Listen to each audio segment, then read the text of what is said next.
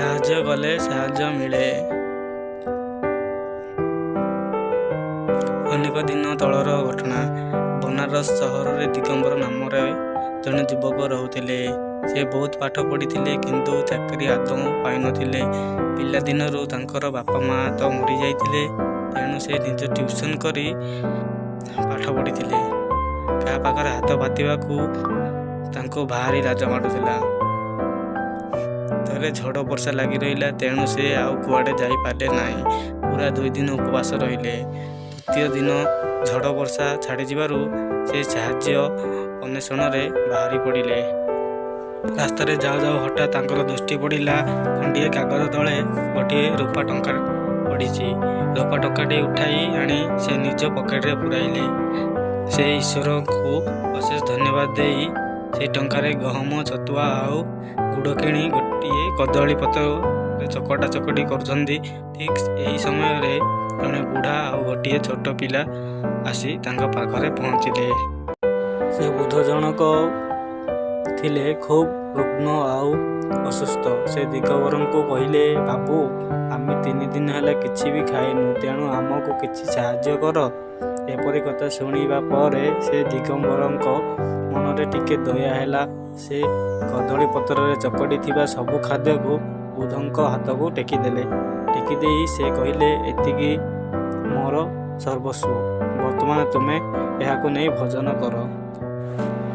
ବୃଦ୍ଧ ଆଉ ସେ ପିଲାଟି ଅତି ଭୋକିଲା ଥିବାରୁ ସବୁ ଖାଦ୍ୟ ସେମାନେ କେତୋଟି ମିନିଟ୍ ଭିତରେ ଖାଇଦେଇ ପାଣି ପିଇଲେ। ତାପରେ ସେମାନଙ୍କ ମୁଖମଣ୍ଡଳରେ ତୃପ୍ତି ଆଉ ଆନନ୍ଦ ଫୁଟି ଉଠିଲା।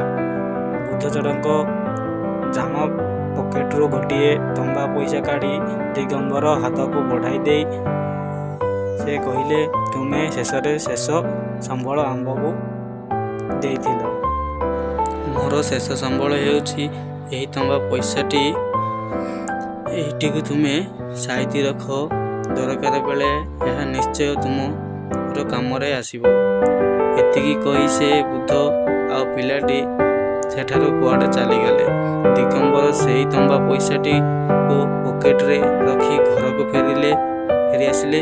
ତାର ଠିକ୍ 2 ଦିନ ପରେ ଖବରକାଗଜରେ ବିଜ୍ଞାପନ ଦେଖୁ ଦେଖୁ ଗୋଟିଏ ନୂଆ ପ୍ରକାର ବିଜ୍ଞାପନ ସେ ଦେଖିଲେ।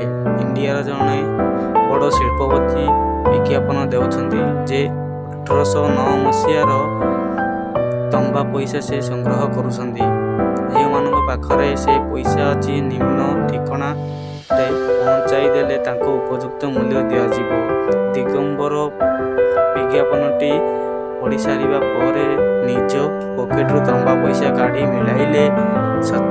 ସତକୁ ସତ ସେହି ତମ୍ବା ପଇସାଟି ଥିଲା 1909 ମସିହାର। ତେଣୁ ଦିଗମ୍ବର ମନ ଭାରି ଖୁସି ହେଇଗଲା। ତାପରେ ସେ ପଇସାଟି ଧରି ବିଜ୍ଞାପନ ଦାତାଙ୍କ ଅଫିସରେ ଯାଇ ପହଞ୍ଚିଲେ। ସେ ବିଜ୍ଞାପନ ଦାତା ଥିଲେ ଜଣେ ବିରାଟ କୋଟିପତି। ତାଙ୍କର ଇଣ୍ଡିଆର ବିଭିନ୍ନ ସ୍ଥାନରେ କଳ କାରଖାନା ମାନ ସବୁ ଥିଲା। ସେ ଦିଗମ୍ବରଙ୍କୁ ଦେଖିବା ମାତ୍ରେ ପ୍ରଶ୍ନ କଲେ, କ'ଣ ପାଇଁ ଆସିଛ? ଦିଗମ୍ବର କହିଲେ, ଖବରକାଗଜରେ ବିଜ୍ଞାପନ ଦେଖା ଏଇ ସେହି ପଇସା ନେଇ ଆସିଛି। ଧନୀ ଲୋକଟି ସେହି ତମ୍ବା ପଇସା ଓ ତାହାର ମସିହାକୁ ଦେଖି ଭାରି ଖୁସି ହେଇଗଲା। ସେ ଦିଗମ୍ବରଙ୍କୁ 25,000 ଟଙ୍କା ଦେଇ ତାଙ୍କଠାରୁ ସେ ତମ୍ବା ପଇସାଟି ରଖିଲେ। ଦିଗମ୍ବର ସେହି ଟଙ୍କାରେ ବ୍ୟବସାୟ ଆରମ୍ଭ କରି ବେଶ୍ ସୁଖ ଶାନ୍ତିରେ ରହିଲେ।